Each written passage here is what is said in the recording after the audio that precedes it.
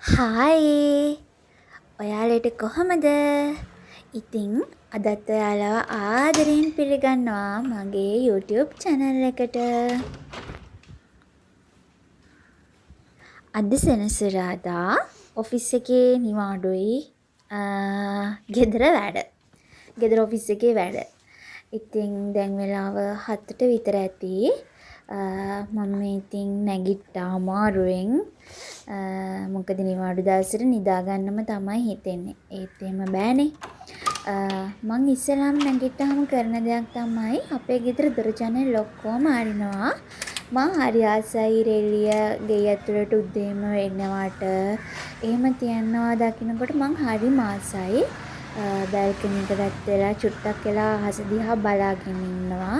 ඒක මගේ පුරුද්දක් වෙලා දැන්. මගේ ජීවිතේ ලැබිච්ච නොලැබිච්ච හැම දෙයකටම මම අහස දිහා බලාගෙන ස්තුතිවන්ත වෙනවා. මම ඉතින් දැන් ඉන්නේ කොළඹනේ. ඉතින් දැන් මෙහෙට මාස 2කින් විතර වැස්ස නැහැ. හරිම රස්නේ. ඉතින් ගමේ අය කියන්නේ කොළඹ කොන්ක්‍රීට් වනාන්තරය කියලා. ඇත්ත තමයි. ඉතින් ගහක් කොළක් හරියකට පේන මානෙක නැහැ. ඊයේ හල්දෑවේ හොදලා දාපු රෙදි ටික තමයි දැන් මේ අද උදේ වෙති හොඳටම වේලිලා තියෙන්නේ. හරි මං අද උදේට හිතුවා කොළ කැඳ බොන්න ඕනි කියලා. මං හරි ආසයි කැඳ බොන්න. ඉතින් අද උදේට මුගුණු වැන්න ගොටු කොළ එතකොට කරපිංච දාලා තමයි මම මේ කොළ කැඳ එක හදන්න ගන්නේ. කොළ කැඳ බොන එක යාළුවනේ අපේ ශරීර සෞඛ්‍යයට ගොඩාක් හොඳ දෙයක්. අපේ හිස කෙස් වර්ධනයට, අපේ සමේ රෝග ප්‍රශ්න වලට ගොඩක් හොඳ විසඳුමක් තමයි මේ කොළ කැඳ කියන්නේ. අඩුම ගානේ සතියකට දෙසරයක්වත් කොළ කැඳ බොන්න තියනවා නම් හොඳයි ඉතින්. ඒත් අපි ඉතින් ගත කරන්නේ බිසි ලයිෆ් එකක්නේ.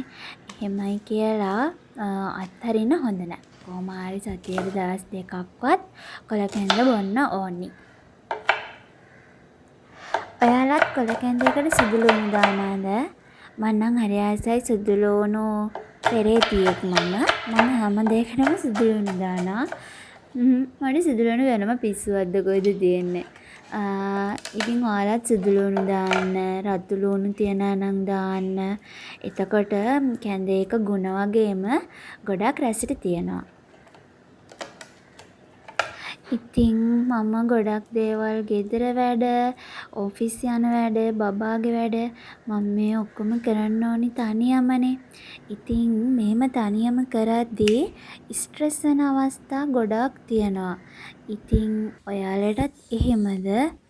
ඒත් මට එහෙම අවස්ථා ගොඩක් ඉස්සර තිබ්බා. හැබැයි දැන් නැහැ. මං මේ හැම දෙයක්ම කාලයත් එක්ක තේරුම් අරගෙන මගේ වැඩ කරගන්න ඕනි මමමනේ. ඉතින් මම පොඩ්ඩක් හරි දෙයකදී සැලෙනවා නම් දුක් වෙනවා නම් මම වැඩ අතපසු කරගන්නවා නම් ඉතින් ඒකේ පාඩුවත් මටම නේද කියලා මම දැන් ඒ හැම දෙයක්ම කරන්නේ ගොඩක් ආසාවෙන්. ඉතින් පේනවනේ ගෙදර හැඩි වෙලා හැමතැන් අතු ගාලා අස් කරන්න ඕනි. මං ආස නැහැ ගෙවල් දොරවල් හැඩි වෙලා තියනකොට. මට ඕනි ගොඩාක් ලස්සනට තියෙන්න. බලන්නකො මං ඔක්කොම අස් කරා. දැන් බලන්න මගේ ගෙදර කොච්චර ලස්සනයිද කියලා. අපිට මොන වගේ ගෙයක් තිබ්බත් කමක් නැහැ. අපි කරන්න ඕනි අපි ඉන්න තැන ලස්සනට අතු ගාලා පිරිසිදු කරලා පිළිවෙලකට ඉන්නයි අපි ඕනි. දැන් මේ අපි ආවේ පිල්ලෑවේ පන්සලට. මොකද මේ අවුරුද්දේ මට පන්සල් එන්න බැරි වුණා. ඒක නිසා දැන් හෙට පෝය. ඒත් හෙට සෙනගත් වැඩි නිදහසේ වඳින්න වෙන්නෙත් නෑනේ. අපි දෙන්න ඒක නිසා අද ආවා පන්සල්. ගොඩාක් සෙනඟ හිටියේ නෑ. මෙන්න මේ නැන්දගෙන් තමයි අපි මල් ගත්තේ. ඔය නිර්මාණල් මල් 10ම රුපියල් 200යි. ඉතින් මම පොල් තෙල්, හඳුන් කූරු ඒවා ඔක්කොම අරගෙන තමයි ආවේ.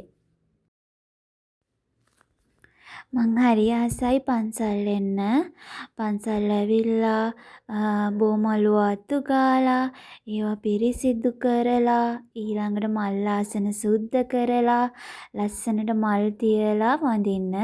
මං ඉස්සර ගමේ ඉන්නකොට නම් අපේ ගෙවල් ළඟම පන්සලක් තියෙනවා. ඒ ගිහින් මං ඒව කරනවා. ඒත් ඉතින් දැන් මං ඉන්නේ කොළඹනේ. කොළඹ ඉන්නකොට ඉතින් නිතරම පන්සල් එහෙම යවෙන්නේ නෑ ඇත්තටම. මොකද වැඩත් වැඩි පන්සල් ළඟත් නෑ චුට්ටක් දුරින් තමයි තියෙන්නේ. පිල්ලෑව පන්සලක් තියෙන්නේ අපේ ගෙදරේ ඉඳලා ටිකක් දුර විනාඩි 20ක් විතර බස් එකේ යන්න ඕනි.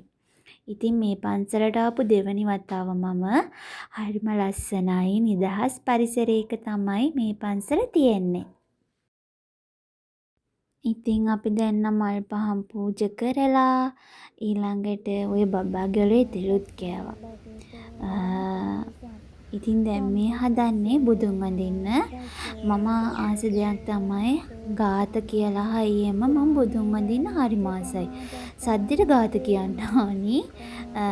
එතකොට මගේ හිතට ලොකු සැනසීමක් දැනෙනවානේ සද්දෙන් ගාත කියනකොට. ඉතින් මෙහෙම තමයි මගේ අද දවස ගත වුණේ. ඉතින් ආයෙත් ඔයාලා බලන්න ලස්සන වීඩියෝ එකකින් එනකම් ඔයාලා හැමෝම සතුටින් පරිස්සමෙන් ඉන්න. ගිහිල්ලා එන්නම්. බයි.